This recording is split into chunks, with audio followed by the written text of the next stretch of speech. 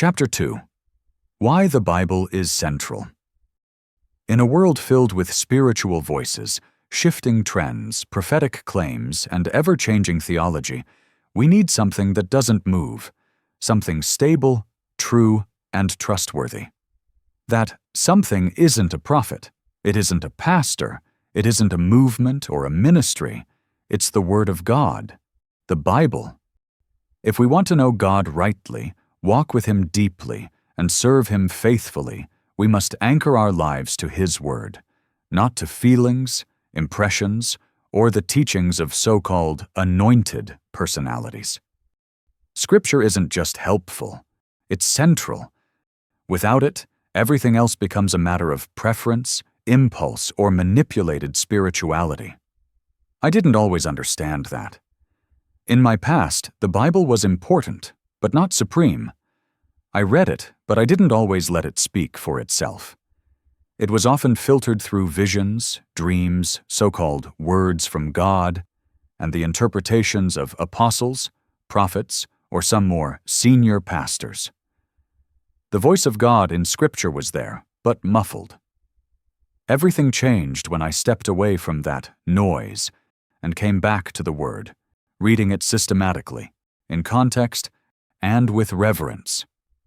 That's when I realized just how foundational it really is. God's Word is sufficient.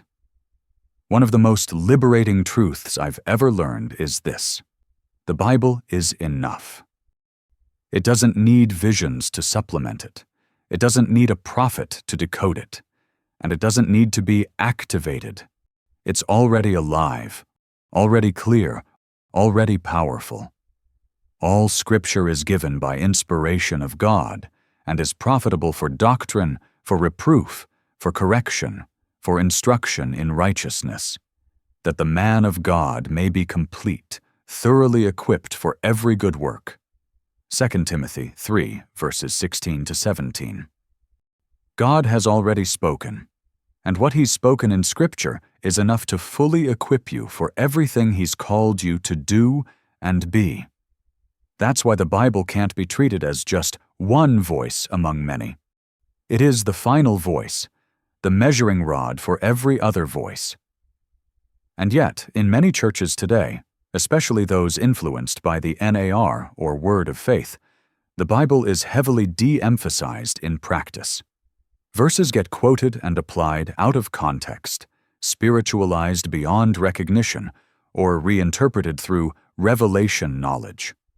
The result is a dangerous blend of Bible language, man-made ideas, and mystical lenses, and that mix deceives instead of sanctifies. But Jesus Himself said, "Scripture cannot be broken." John 10, verse 35. Again and again, Christ affirmed the authority of the written word, even using it to resist the devil's lies in the wilderness, as seen in Matthew 4. If the Son of God treated the written word as final and binding, how much more should we?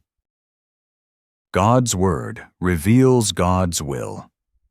So many Christians live in fear of missing God's will. They chase prophetic words, search for signs in dreams, and agonize over inner impressions, hoping to hear a personal word from the Lord. I used to live that way too. However, the truth is that God has already revealed His will in Scripture. Not every life detail, of course, but the most important things: who He is, what He loves, what He commands, what He promises, and how we are to walk with Him. Your word is a lamp to my feet and a light to my path. Psalm 119, verse 105. We don't need to stumble around in the dark, hoping for mystical guidance. God's Word is the light. It gives wisdom. It shapes our decisions.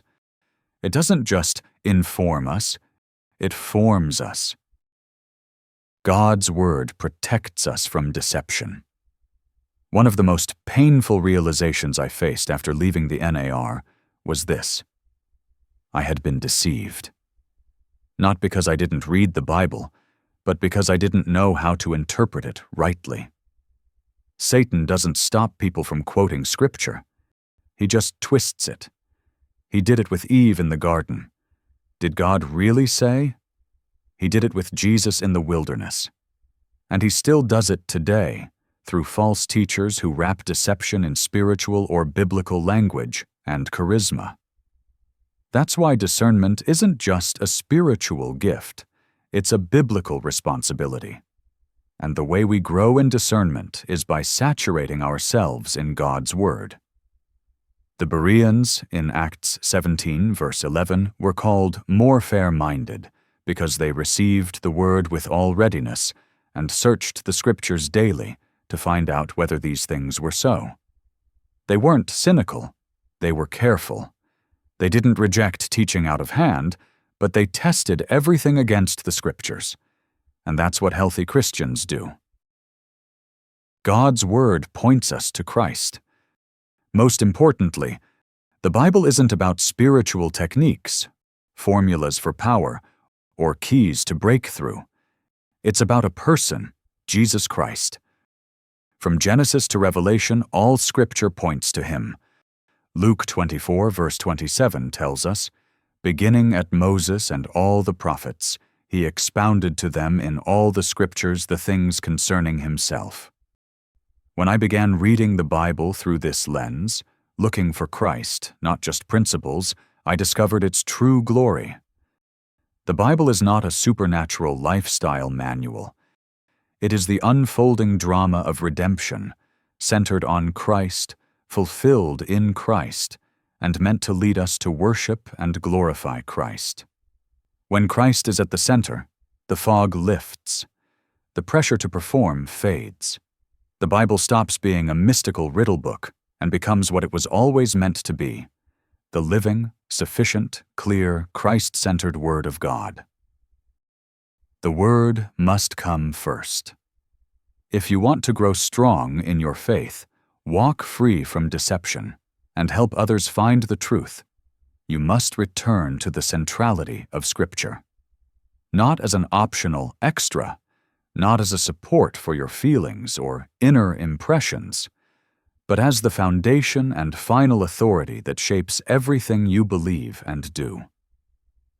As we continue in the coming chapters, we'll explore how to study the Bible faithfully, interpret it rightly, and apply it to your life.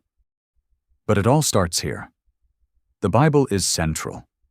Christ is the focus, and Scripture is enough.